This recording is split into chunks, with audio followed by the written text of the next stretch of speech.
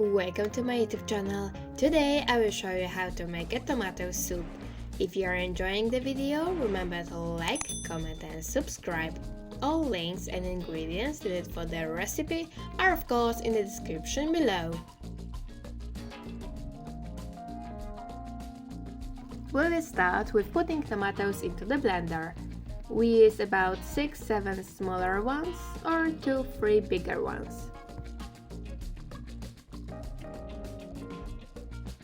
Next is a piece of sweet pepper. We can also use spices, sweet or hot pepper instead of it.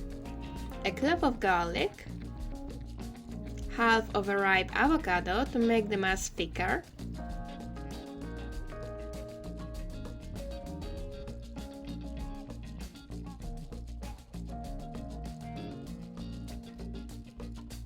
and spices, non-iodized salt, basil,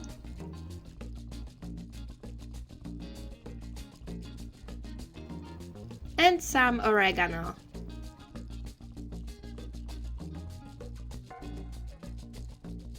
Also some black pepper.